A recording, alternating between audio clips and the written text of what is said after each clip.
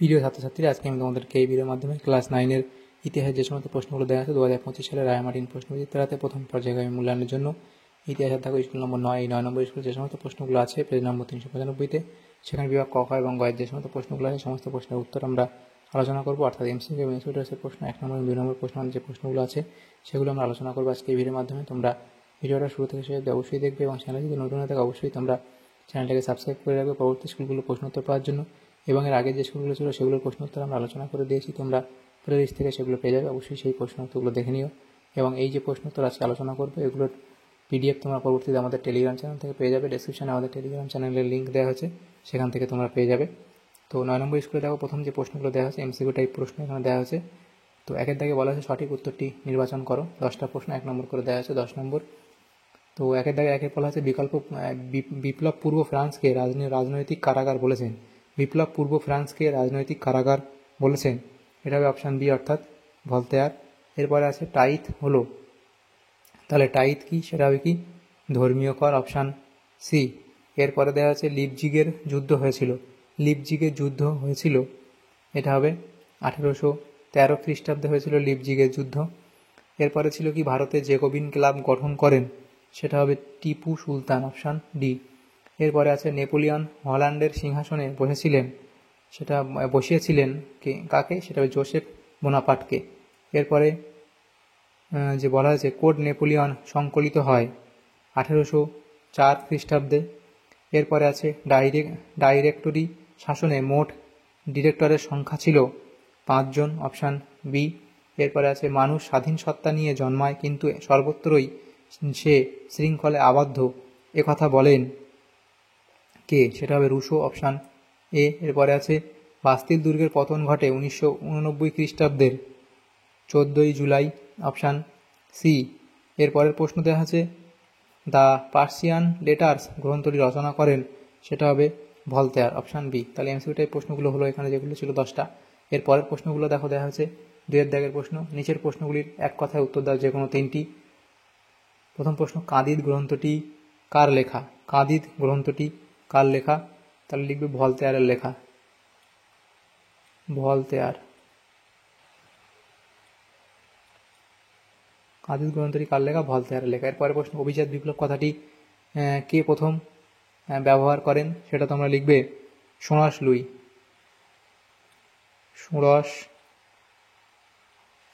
Luis. এরপরে প্রশ্ন দেখা যাচ্ছে করভি কি, লিখবে যে বিপ্লব পূর্ব ফ্রান্সে বাধ্যতামূলক বা জবরদস্তিমূলক শ্রমদান অভিহিত হতো করভে বা করভি নামে। এই সম্পর্কে এই পরোক্ষ করের জন্য কৃষকরা বিনা পারিশ্রমিকে রাজাকে রাজপথ নির্মাণের জন্য এবং সামন্ত প্রভুকে সপ্তাহের নির্দিষ্ট দিনগুলিতে শ্রমদান করতে বাধ্য হতো। তাহলে এটা লিখবে করভি সম্পর্কে অবধি লিখবে। এরপরে 4-এর দাগের প্রশ্ন ছিল কনফেডারেশন অফ দ্য রাইন কত খ্রিস্টাব্দে গঠিত হয়, লিখবে 1806 খ্রিস্টাব্দে, 1806 খ্রিস্টাব্দে। নেক্সট প্রশ্ন 5-এর দাগে বলা আছে মহতী সেনাদল কি, তাহলে মহতী সেনাদল সম্পর্কে তোমরা লিখবে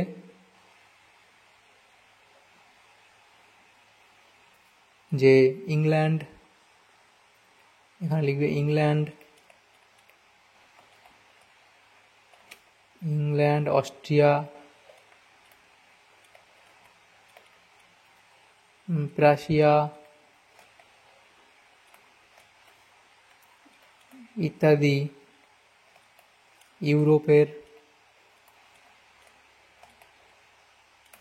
ইউরোপের 20টি দেশ থেকে প্রায় 6,75,000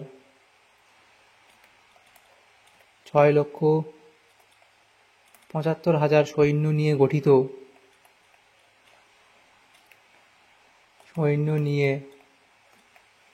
গঠিত একটি সেনাদল মহতী সেনাদল নামে পরিচিত। তাহলে এই অবধি লিখলে। এরপরে 3-এর দাগে প্রশ্ন ছিল ক্ষয়স্তম্ভের সঙ্গে ক্ষয়স্তম্ভ মেলাও, সেটা বলা আছে কয়স্তম্ভ, এদিকে কয়স্তম্ভ দেওয়া আছে, দেখো কয়স্তম্ভ প্রথমে বলা আছে অর্থলোলুপ নেকড়ে, এটা হবে কি ইন্টেন্ডেন্ট। চতুর্দশ লুই, সেটা হবে কি আমি রাষ্ট্র। নেপোলিয়ান, সেটা হবে কি গ্র্যান্ড আর্মি। এভাবে কয়স্তম্ভ মেলাবে। তারপর 4 দাগে বলা আছে দু তিনটি বাক্যের নিচের প্রশ্নগুলো উত্তর দাও, যে কোনো 4টি, প্রত্যেকটা প্রশ্ন 2 নম্বর করে, 8 নম্বর দেওয়া আছে এখানে। তো প্রথম প্রশ্ন ছিল বিপ্লব পূর্ববর্তী ফ্রান্সকে ভ্রান্ত অর্থনীতি জাদুঘর বলা হয় কেন? তাহলে বিখ্যাত অর্থনীতিবিদ অ্যাডাম স্মিথ ফ্রান্সকে ভ্রান্ত অর্থনীতি জাদুঘর বলেছেন। তাহলে কে বলেছেন? Adam Smith. এবং ফ্রান্সকে ভ্রান্ত অর্থনীতি জাদুঘর বলা হয় কারণ কি, সেটা জানতে চেয়েছে। তো এই দুটো কারণ তোমরা লিখবে এই অবধি। এরপরে বলা হয় টেনিস কোর্টের শপথ কি, এখান থেকে শুরু করে এই অবধি লিখবে, একে টেনিস কোর্টের শপথ বলা হয়। এরপরে 3 দাগে প্রশ্ন ছিল মহাদেশীয় অবরোধকে দ্বিমুখী অস্ত্র বলা হয় কেন? লিখবে ইংল্যান্ডের ব্যবসা বাণিজ্যকে বিপর্যস্ত করার উদ্দেশ্যে নেপোলিয়ান মহাদেশীয় অবরোধ ব্যবস্থা চালু করেছিলেন, কিন্তু এই ব্যবস্থা ইংল্যান্ডের পরিবর্তে ফ্রান্সেরই বেশি ক্ষতি করেছিল, সেজন্য একে দ্বিমুখী অস্ত্র বলা হয়। এরপরের প্রশ্ন 4 দাগে টিলসিটের সন্ধি কবে কাদের মধ্যে হয়েছিল? লিখবে 1807 খ্রিস্টাব্দে টিলসিটের সন্ধি হয়েছিল ফরাসি সম্রাট নেপোলিয়ন ও রাশিয়ার জার প্রথম আলেকজান্ডারের মধ্যে টিলসিটের সন্ধি স্বাক্ষরিত হয়েছিল। এরপরে সন্ত্রাসের রাজত্ব বলতে কি বোঝো? তাহলে এখান থেকে শুরু করে রাজা ষোড়শ লুইয়ের প্রাণদণ্ডের ফলে ফ্রান্সে অভ্যন্তরীণ ও বৈদেশিক ক্ষেত্রে এক ভয়ঙ্কর পরিস্থিতি তৈরি হয়েছিল। দেশের অভ্যন্তরে খাদ্যাভাব ও অর্থাভাবে চরম সংকট তৈরি হয় এবং জনগণ প্রজাতান্ত্রিক সরকারের বিরোধিতা করে। অপরদিকে ইউরোপের দেশগুলি ফ্রান্সকে আক্রমণ করতে সচেষ্ট হয়। এই অবস্থায় জেকোবিন দল ফ্রান্সের জাতীয় ঐক্য প্রতিষ্ঠার জন্য ভীতি প্রদর্শনের মাধ্যমে যে শাসন ব্যবস্থা প্রবর্তন করে তাকে সন্ত্রাসী শাসন বলা হয়। সন্ত্রাসী শাসনের প্রধান পরিচালক ছিলেন রোবাসপিয়ার।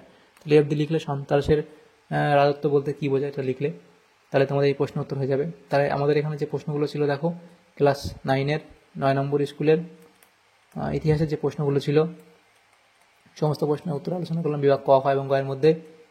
তোমাদের অর্থাৎ MCQ মেথড টেস্টের প্রশ্ন 1 নম্বর 2 নম্বর প্রশ্ন মানে প্রশ্নগুলো আলোচনা করলাম।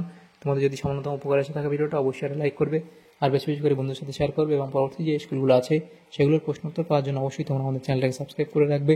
Thank you, thanks for watching.